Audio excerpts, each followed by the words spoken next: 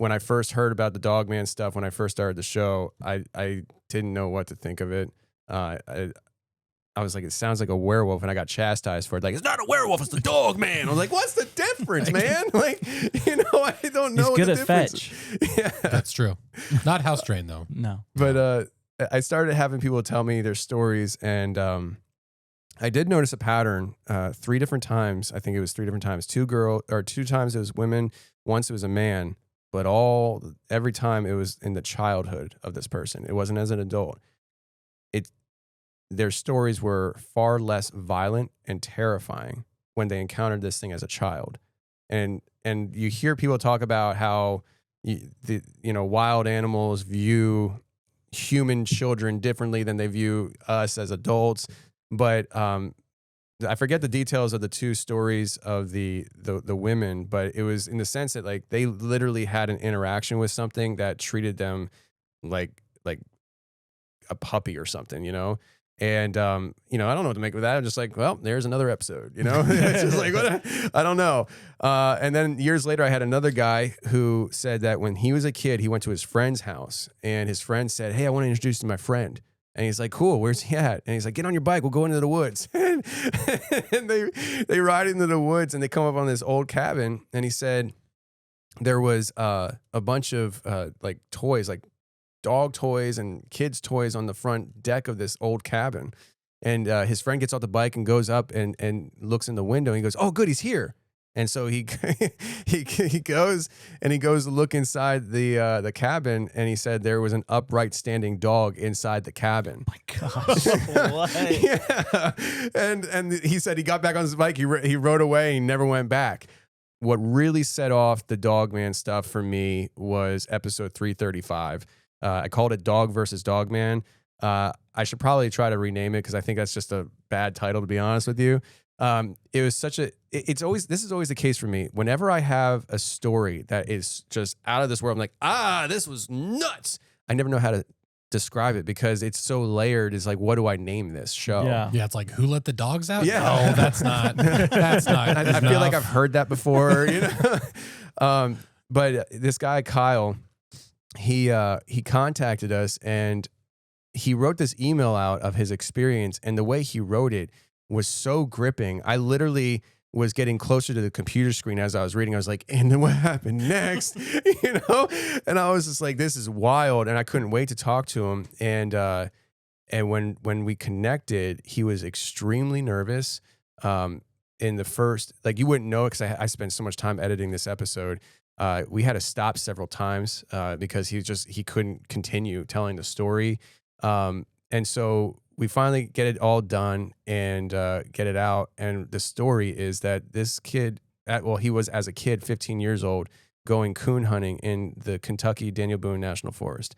And he was with his grandfather. His grandfather was so old that he couldn't get out of the truck to go hunting with him with the coons. So they had radios, and his grandfather stayed in the truck. They let the dogs go. Let the dogs out. Who?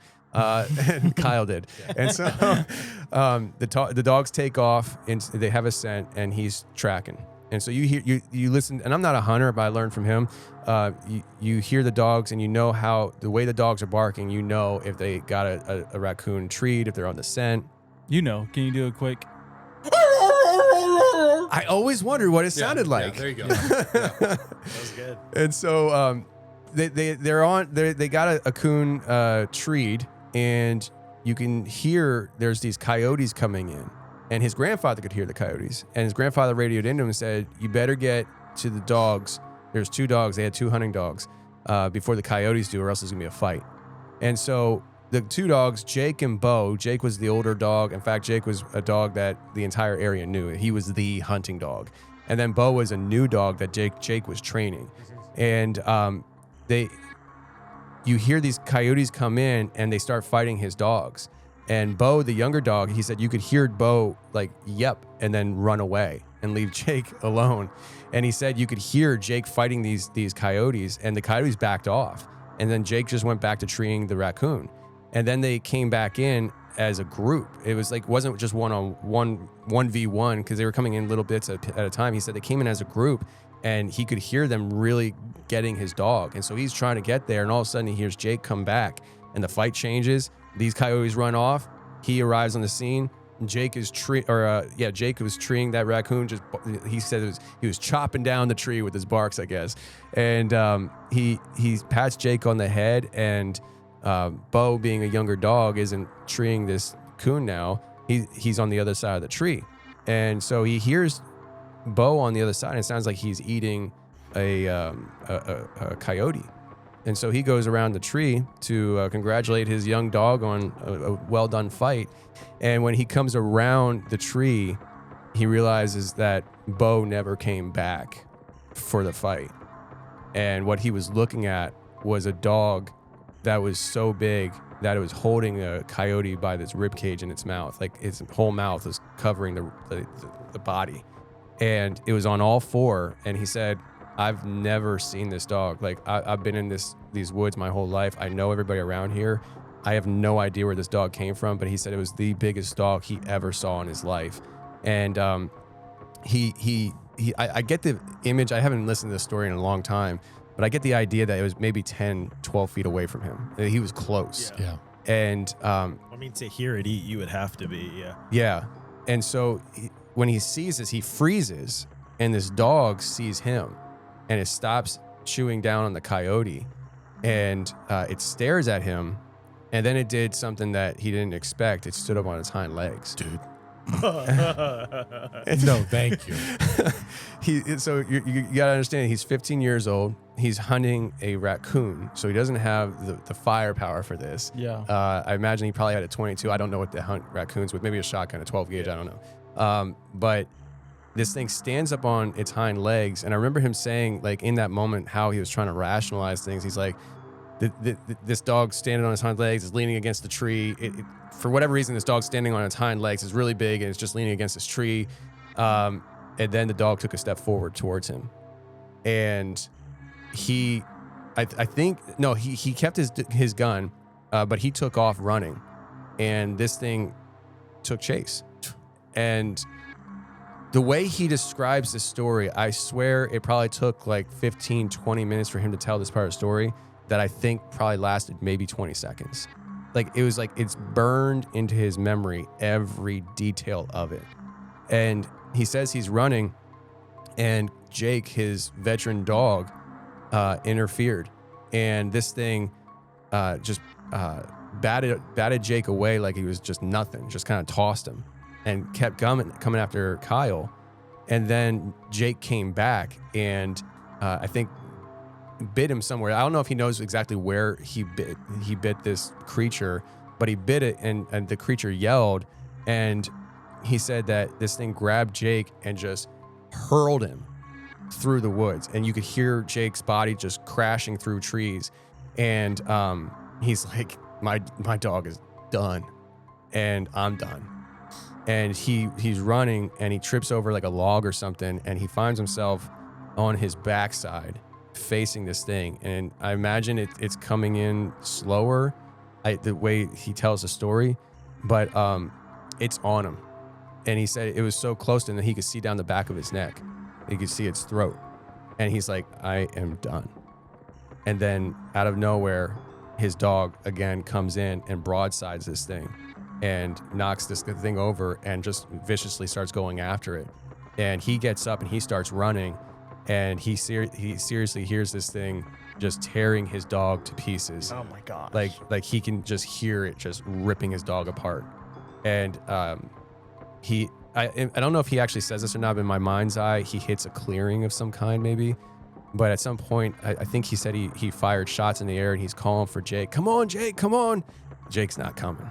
And he runs to the truck where his grandfather is. And his grandfather's like, what's going on? And he's like, just go, just go. And so they're flying down this old logging road. And he's telling his grandfather what happened.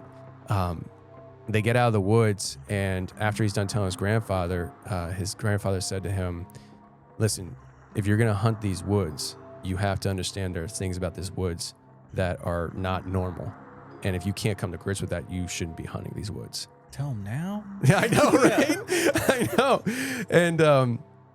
And so he said, tomorrow we're going to come back and we're going to look for Jake. And he said, Granddad, like, there's no point. Jake is done. He's gone. And he said, if Jake did what you said he did for you, you owe it to him to come look for him. And so the next day they went out in the morning, they look for Jake. They don't find him. They're out there all day long.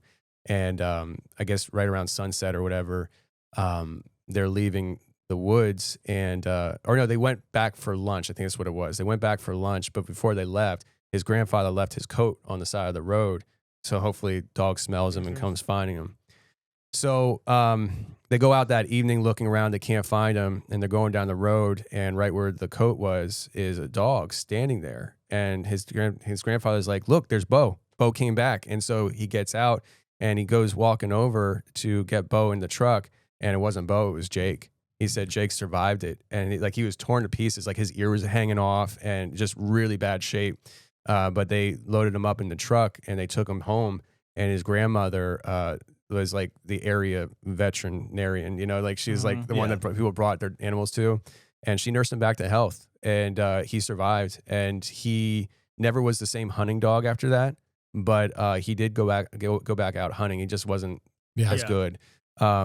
Just held back a little bit. Just a little bit. He's looking over his shoulder. Is that really a coyote? Be more of a guide dog kind of feel. In my day, dogs. But that story was so gripping. I said something to him that I rarely said to people, and that was, if I came, would you show me where this happened? And he said, yeah. Ninjas are butterflies. Did I say ninja? I meant Butterfly. The butterfly is no doubt one of God's most beautiful creations. does it empty your mind? You learn!